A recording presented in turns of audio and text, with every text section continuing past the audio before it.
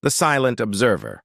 The scent of vanilla and cinnamon filled the sprawling kitchen of Blackwood Estate as Rosalie Winters carefully piped delicate rosettes onto a three-tiered cake.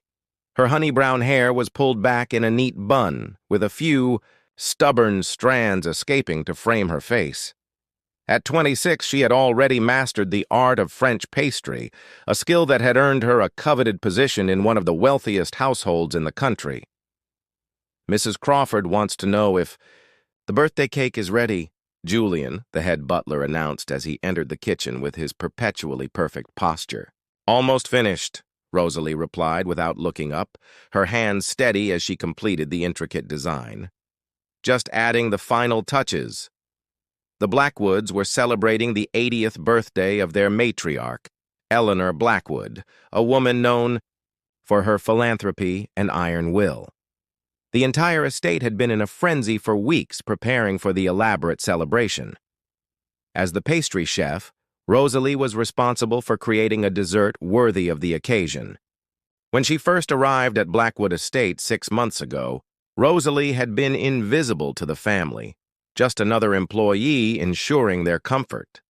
She preferred it that way. After escaping a toxic relationship in Paris where she had trained, Rosalie craved anonymity and the simple satisfaction of creating beautiful desserts that brought joy to others. What she didn't know was that she had been noticed. Nathaniel Blackwood, the 30-year-old heir to the Blackwood fortune, had developed a habit of slipping into the kitchen during odd hours. Officially, he came to request late-night snacks or specific desserts for his business meetings.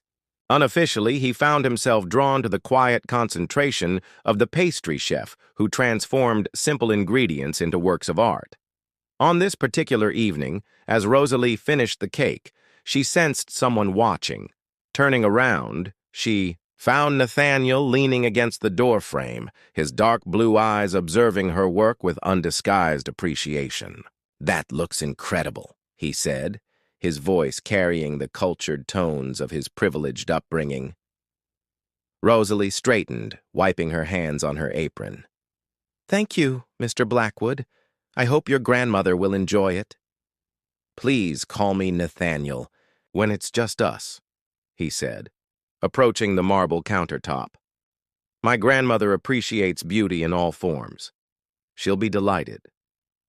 There was something different about Nathaniel compared to the rest of the Blackwood family. While they wore their wealth like armor, he seemed almost uncomfortable with it. The rumors among the staff painted him as a recluse who preferred his books and music to the social obligations of his position. "You've been with us for 6 months now, haven't you?" he asked, surprising Rosalie with his awareness of her employment timeline. "Yes, since January," she confirmed, carefully transferring the cake to a refrigerated trolley. "And before that, you were in Paris?" She paused, wondering how he knew that detail from her resume. "I was for 3 years." "What made you leave?" His question was direct, his eyes curious rather than judgmental. Rosalie hesitated. "Sometimes we need to start over," she said finally, unwilling to revisit the painful memories of Francois and his betrayal. Something in Nathaniel's expression shifted, a flash of understanding. "I know what that's like," he said quietly. "Starting over, I mean." Before she could respond, Eleanor Blackwood's personal nurse, Vivian, appeared at the doorway.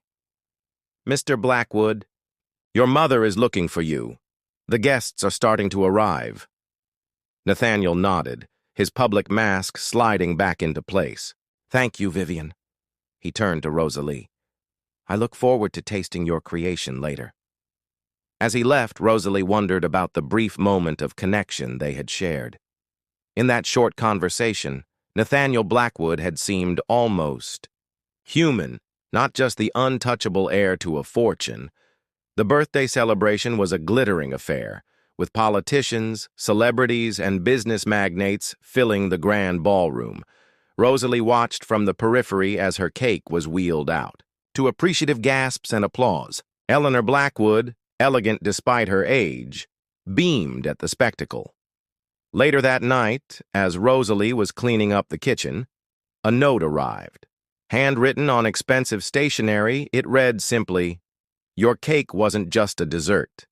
It was a memory of my childhood summers in Provence captured in flavor. Thank you for that gift. N." Rosalie read the note twice, feeling an unexpected warmth spread through her chest. In a world where she had been merely a function, someone had seen her as an artist. She carefully tucked the note into her pocket, unaware that this small gesture would be the first thread in a tapestry of forbidden connection that would eventually unravel both their carefully constructed worlds. Sweet revelations. The harvest moon hung low over Blackwood Estate, casting long shadows across the meticulously maintained gardens. Rosalie wiped beads of sweat from her brow as she carefully extracted a tray of miniature raspberry tarts from the oven. It was well past midnight, but she had volunteered to prepare the desserts for tomorrow's charity luncheon after the scheduled pastry assistant called in sick. "You know, most people sleep at this hour," came a familiar voice. Rosalie turned to find Nathaniel leaning against the doorframe, dressed casually in a simple black sweater and jeans, a stark contrast to his usual tailored suits. In the month since Eleanor's birthday celebration, these late-night encounters had become increasingly frequent, evolving from brief exchanges to conversations that stretched into the early morning hours. "I could say the same about you, Mr. Blackwood," she replied with a small smile, dusting powdered sugar over the warm tarts. "Nathaniel," he corrected her gently, as he always did. "And sleep has never been a particular talent of mine." He approached the counter, his gaze fixed on her creations. "May I?" At her nod, he took one of the tarts, closing his eyes as he savored the first bite. "Extraordinary," he murmured. "You have a gift, Rosalie." The way he said her name made something flutter in her chest. "It's just technique and practice," she deflected, though pleased by his appreciation. "No," Nathaniel said firmly. "I've tasted pastries in the finest restaurants across Europe. This is more than technique. This is passion." Their eyes met, and Rosalie felt a jolt of awareness that had nothing to do with her desserts.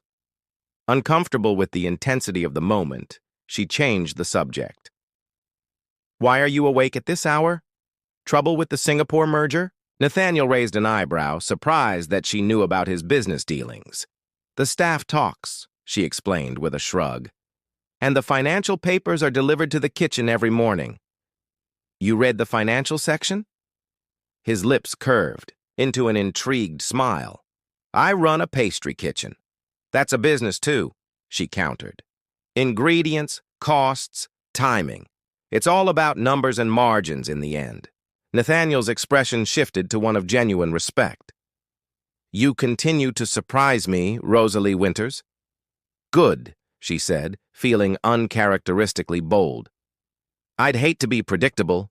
He laughed, a real laugh that transformed his usually serious face, and Rosalie found herself laughing too, the sound echoing in the cavernous kitchen. "Come with me," he said suddenly. "I want to show you something." Curiosity overcoming caution, Rosalie followed him through the silent mansion, up staircases and down corridors she'd never had reason to explore. Finally, they reached a door hidden behind a tapestry in the east wing.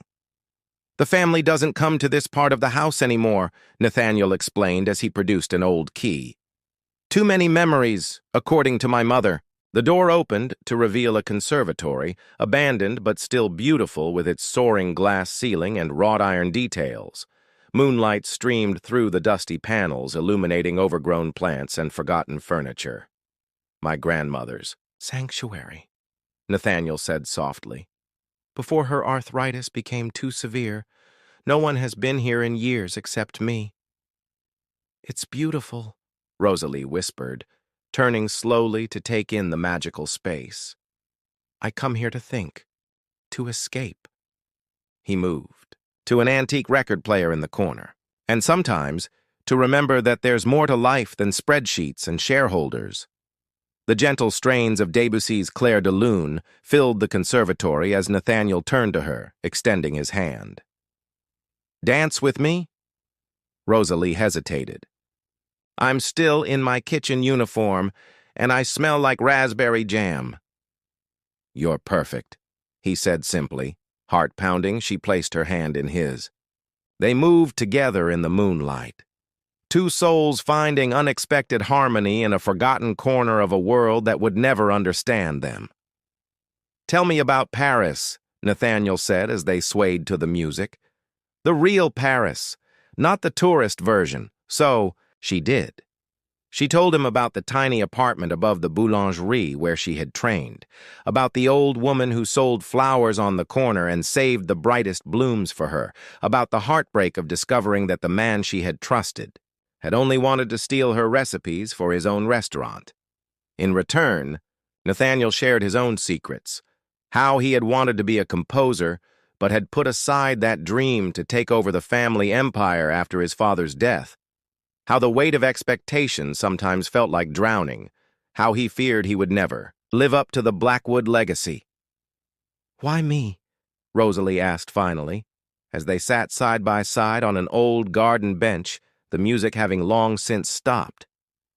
"Why share all this with me?" Nathaniel was quiet for a moment. "Because you see me," he said.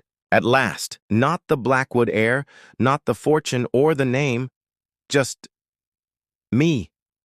The vulnerability in his voice made her reach for his hand. "And you see me too." Their first kiss was gentle, tentative, a question being asked by both of them. The second was an answer, certain and clear. "This is impossible," Rosalie whispered against his lips, even as her heart soared. "Your world and mine are just artificial boundaries," Nathaniel finished. "I don't care about any of that." "Your family will care. The board of directors will care. Let me worry about them." His fingers traced the outline of her face as if memorizing her features. "For now, can't we just have this moment?" And so they did, stealing hours together in the forgotten conservatory, sharing dreams and fears and tender kisses that promised a future neither of them could quite believe was possible. As dawn broke over the estate, they reluctantly returned to their separate worlds, he to the master wing to prepare for a board meeting, she to the kitchen to finish the preparations for the charity luncheon. But something fundamental had changed, a bridge constructed between their previously separate existences. That afternoon, as Rosalie arranged her pastries on silver trays for the event, she found a small box hidden among her utensils. Inside was an antique silver key on a delicate chain and a note in now familiar handwriting. "For the moments when we need to escape together. Tonight?" She slipped the necklace beneath her uniform, the key resting against her heart, a tangible symbol of a dream that felt both impossible and inevitable. What had begun as stolen glances across a kitchen had blossomed into something neither of them had been looking for, but both desperately needed. What Rosalie didn't see was the troubled frown on the face of Georgina Blackwood, Nathaniel's mother, as she observed her son's unusual distraction during the luncheon, his gaze repeatedly drifting toward the kitchen doors. Georgina had not built and protected the Blackwood dynasty by missing details, especially when those details threatened everything she had worked for. Shattered glass. The autumn gala at Blackwood Estate was the social event of the season, bringing together the elite of business, politics, and old money under the guise of charity. Crystal chandeliers cast a golden glow over the ballroom as string, quartet music floated through the air. For Rosalie, however, the evening represented something far more significant than fundraising. "Tonight," Nathaniel had whispered during their last secret meeting in the conservatory. "I'll tell my mother about us after the gala. No more hiding." Those words had sustained her through 3 months of clandestine meetings and careful deception. 3 months of falling deeply, irrevocably in love with a man who existed in a world parallel to hers, yet somehow had found his way into her heart. In the kitchen, Rosalie put the finishing touches on her masterpiece, an elaborate croquembouche towering nearly 4 feet high, each profiterole glazed to perfection, and connected by delicate threads of spun sugar that caught the light like crystal. It was her finest work, a testament to her skill and secretly a celebration of hope. "Impressive," said a cool voice behind her. Rosalie turned to find Georgina Blackwood observing her with calculating eyes. Tall and elegant in an emerald gown that emphasized her still slender figure, Nathaniel's mother radiated power and old-world sophistication. "Thank you, Mrs. Blackwood," Rosalie replied, wiping her hands on her apron. "I understand you trained in Paris." Georgina circled the dessert tower, examining it from all angles. "Under Philippe Moreau?" "Yes, ma'am." Rosalie felt a chill at the specificity of Georgina's knowledge. Had she been investigating her? A prestigious position. One might wonder why you left it to work as a mere estate chef. The deliberate emphasis on mere wasn't lost on Rosalie. "I wanted a change," she said carefully. Georgina's perfectly painted lips curved into a smile that didn't reach her eyes. "I imagine so, especially after that unfortunate scandal with François Beaumont." Rosalie stiffened. Her relationship with François and his subsequent theft of her recipes had never made the news. It would take significant effort and money to uncover that information. "Your background check was quite thorough, Mrs. Blackwood." "The Blackwood family employs only the best," Georgina replied smoothly. "Though I must admit your extracurricular activities weren't apparent during the hiring process." The implication hung in the air between them. She knew about Nathaniel. "I don't know what you mean," Rosalie said, heart-pounding.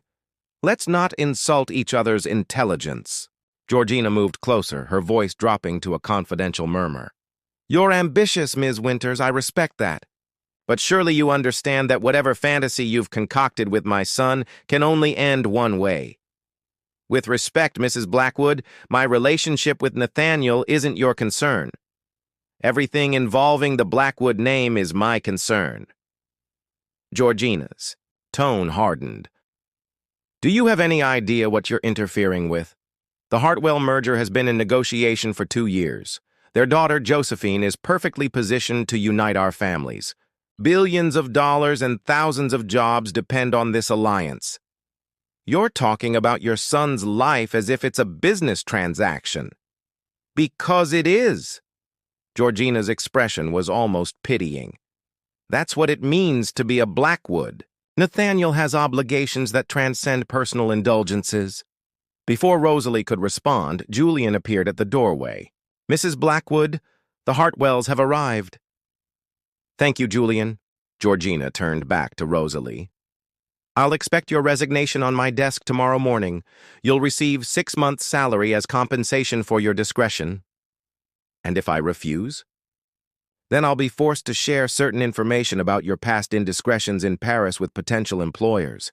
The culinary world is small, Ms. Winters. One word from me, and you'll never work in a reputable kitchen again."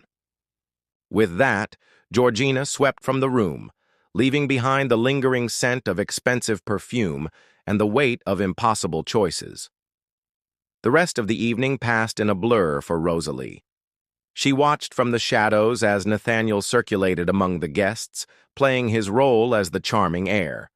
She noticed how often he was positioned near Josephine Hartwell, a willowy blonde with the confident posture of someone who had never questioned her place in the world. When it came time to present the croquembouche, Rosalie sent one of the kitchen assistants in her place, unable to bear the thought of maintaining her professional facade while her world crumbled around her.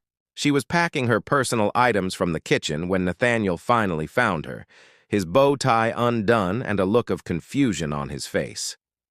"Rosalie? What are you doing? Why weren't you at the presentation?" "Congratulations on your engagement," she said quietly, not looking at him. "What? What engagement?" "To Josephine Hartwell. Your mother explained everything." Nathaniel ran a hand through his hair in frustration. There is no engagement. Whatever my mother told you, was it all a lie? Rosalie interrupted finally, meeting his gaze. The conservatory, the music, the promises of no more hiding. Was I just an amusement before you fulfilled your dynastic obligations? Of course not. He moved toward her, but she stepped back. I meant everything I said. I love you, Rosalie. Then tell them. Tell them now. She gestured toward the ballroom where the gala continued. If you truly mean what you say, walk out there with me right now and tell your mother, the Hartwells, all of your society friends, that you choose me. The flicker of hesitation in his eyes was all the answer she needed. Nathaniel! Georgina's voice cut through the moment as she appeared in the doorway. The Hartwells are asking for you. It's time for the toast. Mother, I need to speak with you, Nathaniel began, his voice strained. Whatever it is can wait, Georgina replied firmly. This is business, Nathaniel. The future of Blackwood Enterprises. He turned back to Rosalie, conflict evident in his expression. Just give me time to handle this properly. We can't just... There is no we, Rosalie said, her voice breaking despite her effort to remain composed. There never was. Not really. Don't do this, he pleaded. I'm not doing anything. You've already made your choice. She picked up her small box of belongings. Goodbye, Nathaniel. Rosalie, wait. But Georgina stepped between them. Ms. Winters was just leaving, weren't you? She's received a marvelous opportunity elsewhere and simply couldn't wait to pursue it. The lie hung in the air, a challenge. In that moment, with his mother's expectant gaze upon him and the weight of generations of Blackwood responsibility on his shoulders, Nathaniel faltered. Is this true? He asked Rosalie.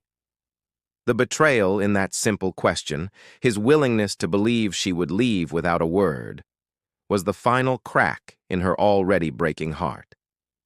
Yes, she said, the word like glass in her throat. It's true. Goodbye, Mr. Blackwood. She walked out of the kitchen, out of the mansion that had briefly felt like it could be home, clutching her small box of possessions and the shattered remains of what she had foolishly believed was love. Behind her, she heard Georgina's triumphant voice. Come, Nathaniel. Everyone is waiting. As Rosalie stepped into the cold night air, she removed the silver key from around her neck, the key to their secret sanctuary, and left it on the stone balustrade. Some doors, once closed, were never meant to be reopened. Rising from ashes. The first winter after leaving Blackwood Estate was the hardest season of Rosalie's life. She had found temporary accommodation in a small apartment above a laundromat in the city, the constant hum of machines below a fitting, soundtrack to her restless nights. During the day, she took whatever baking jobs she could find. Wedding cakes for budget-conscious couples, birthday cupcakes for children's parties, seasonal pies for local diners. It was honest work, but far from the artistry she had once practiced. Georgina Blackwood, true to her word, had ensured that prestigious kitchens suddenly found Rosalie's resume lacking in certain qualities. The whispers had spread through the culinary world with remarkable efficiency. She was difficult, unreliable, a thief of recipes. Old ghosts from Paris resurrected and magnified. On particularly dark nights, Rosalie would catch herself reaching for the phantom weight of the silver key that had once hung around her neck. In those moments, she would force herself to remember the hesitation in Nathaniel's eyes when faced with a simple choice, her or his family's expectations. The memory was a necessary cruelty, a reminder that dreams were luxuries she could no longer afford. You're overthinking it again, said a voice that pulled her back to the present. The dough can feel your anxiety. Rosalie looked up to find Tessa Okafor watching her with knowing eyes. They had met 3 months ago when Rosalie answered an advertisement for a part-time baker at Tessa's struggling cafe in a gentrifying neighborhood. What had begun as an employer-employee relationship had quickly evolved into friendship, then partnership. "Sorry," Rosalie sighed, realizing she had been kneading the brioche dough far longer than necessary. "Lost in thought." "Lost in the past," Tessa corrected gently. At 45, with streaks of silver in her dark hair and laugh lines framing bright eyes, Tessa carried the wisdom of someone who had weathered her own storms. "That mysterious heartbreak you still refuse to talk about." Rosalie managed a small smile. "Some stories aren't worth telling." "All stories are worth telling, sweet girl. Just maybe not today." Tessa nudged her aside and took over the dough. "Now go check on those financiers before they burn." Their cafe, Crumb and Whisker, was tiny. Just 6 tables and a display case. But in the 8 months since they had pooled their savings to open it, they had developed a loyal following. Rosalie's French pastries combined with Tessa's Nigerian-inspired bakes created a unique menu that drew customers from across the city. The morning rush was just beginning when the bell above the door chimed. Rosalie glanced up from arranging croissants in the display case and froze. Standing in the doorway, looking as out of place in his tailored suit as a peacock in a pigeon coop, was Julian, the former head butler of Blackwood Estate. "Ms. Winters," he said formally, approaching the counter, "a moment of your time, if possible." Tessa shot Rosalie a questioning look, but she nodded reassuringly. "It's fine. Could you cover for me?" In the small storage room that doubled as an office, Rosalie faced Julian with arms crossed defensively. "If Mrs. Blackwood sent you—" "Mr. Blackwood sent me," Julian corrected. "Nathaniel." The name still had the power to make her heart constrict. "What does he want?" "To give you this." Julian handed her an envelope made of heavy cream paper. "And to inform you that Mrs. Blackwood is no longer in a position to interfere in your professional matters." "What does that mean?" "It means, Ms. Winters, that certain board members received evidence of Mrs. Blackwood's less than ethical business practices. She has been asked to step down from operational control of Blackwood Enterprises." Rosalie's eyes widened. Nathaniel turned against his own mother? "Mr. Blackwood chose integrity," Julian replied carefully, "a quality I believe you once valued in him." After Julian left, Rosalie stared at the unopened envelope for a long time before finally slipping it into her apron pocket. Whatever Nathaniel had to say could wait. Today was about the cafe, about the new life she had fought to build. That night, after closing, Rosalie finally opened the envelope. Inside was a check for an amount that made her gasp, along with a brief note, "To repair what was broken, no strings attached. N." Her first instinct was to tear it up. Her second, more practical thought was of what this money could do for the cafe, the equipment upgrades they needed, the expansion into the vacant space next door, the security of knowing they could weather slow seasons. Pride warred with possibility until Tessa, finding her staring at the check, gently said, "Sometimes accepting help isn't surrender, Rosalie. Sometimes it's just good business." In the end, she deposited the check but didn't contact Nathaniel. Instead, she poured her energy into transforming Crumb and Whisker. They expanded into the adjacent space, installed state-of-the-art ovens, hired 3 employees, and launched a catering division. Within a year, they had been featured in food, magazines, and local television. Within 2, they had opened a second location. On the 3rd anniversary of the cafe's founding, Rosalie stood in the kitchen of their flagship store, now a spacious, beautifully designed space that bore little resemblance to the cramped original, and realized with startling clarity that she was happy. Not the breathless, fragile happiness she had known in a moonlit conservatory, but something more solid, a contentment built on accomplishment and genuine connection. The scars remained, of course. She still avoided society pages where she might glimpse Nathaniel at charity galas or business functions. She still woke sometimes from dreams of dancing to Debussy, but those moments came less frequently now, overshadowed by the joy of creating something that was entirely hers. That evening, as she locked up alone after sending Tessa home early for her anniversary, Rosalie noticed a magazine left open on one of the tables. The headline caught her eye. Blackwood Airshock's Business World, There's More to Life Than, Mergers. Despite herself, she picked it up.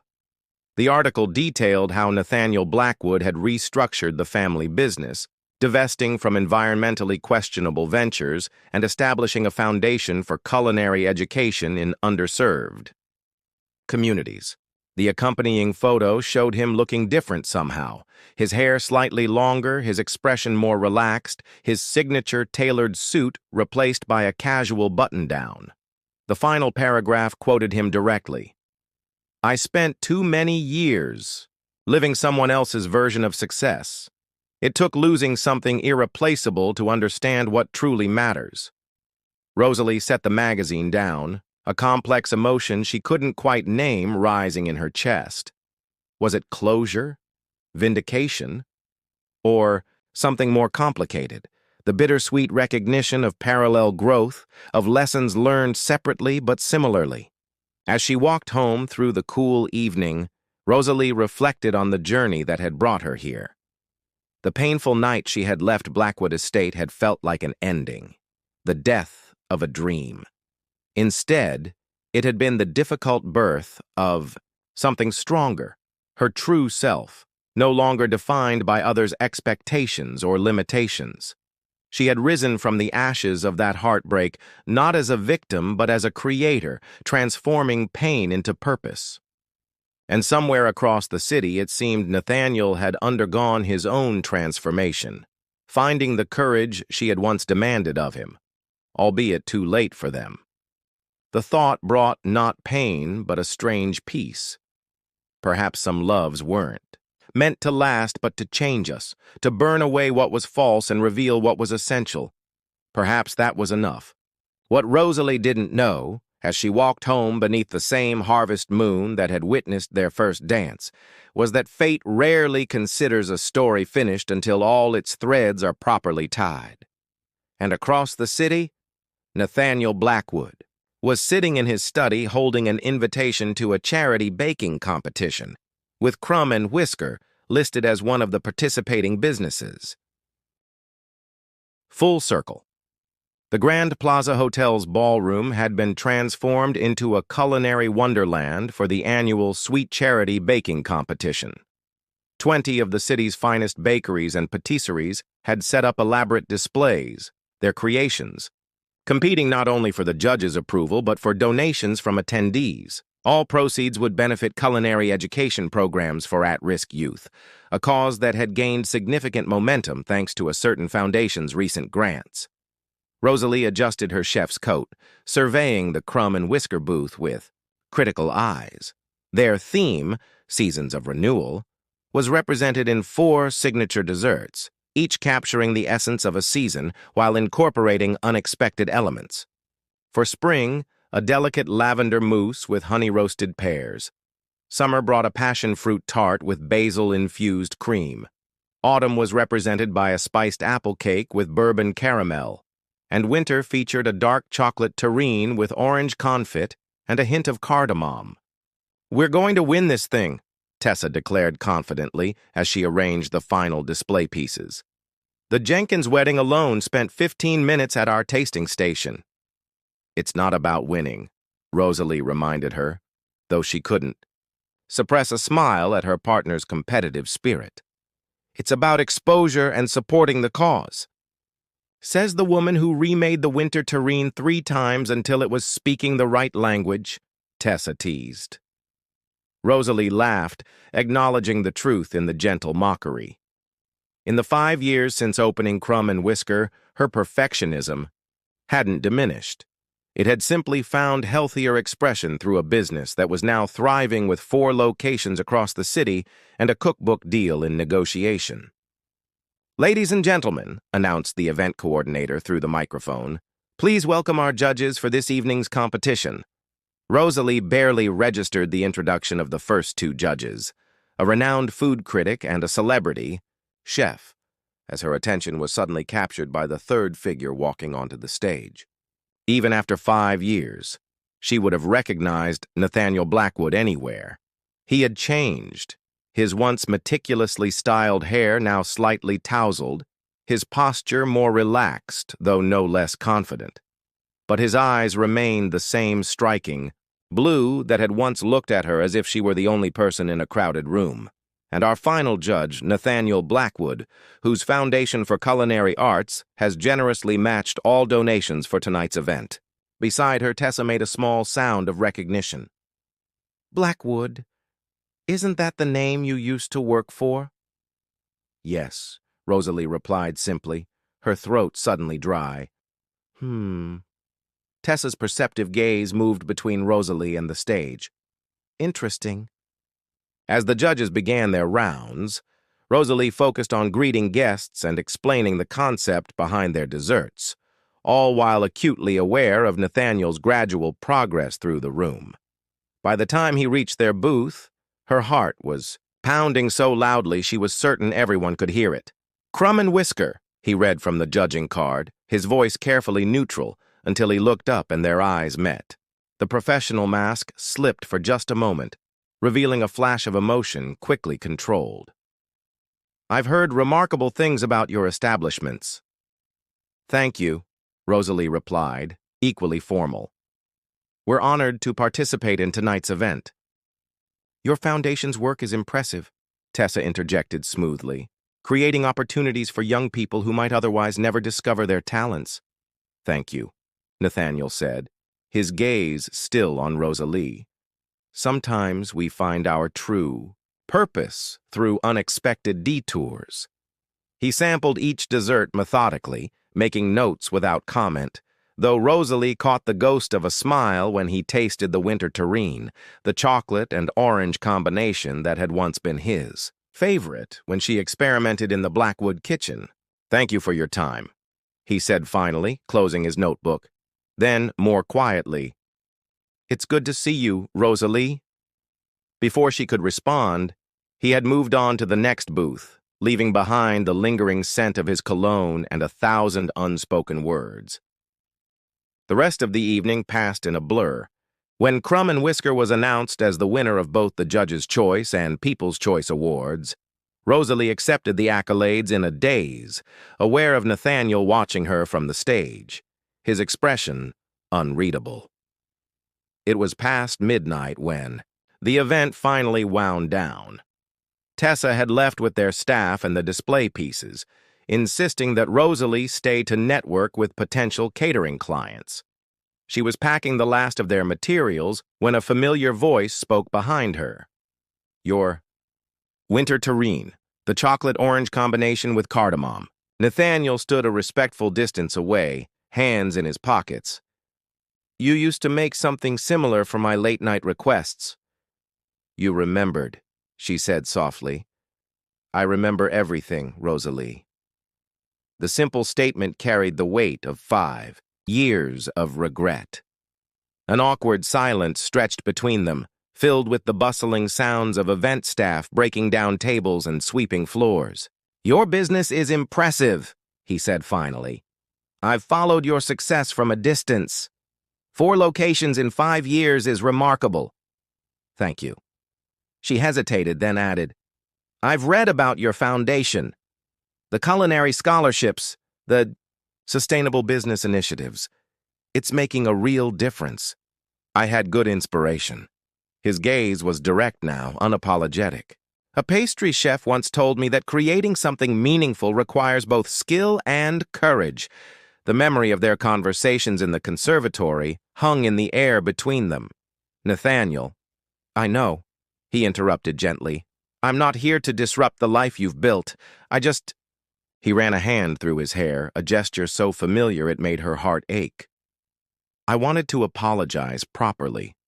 Not through Julian or a check or magazine interviews where I hoped you might read between the lines."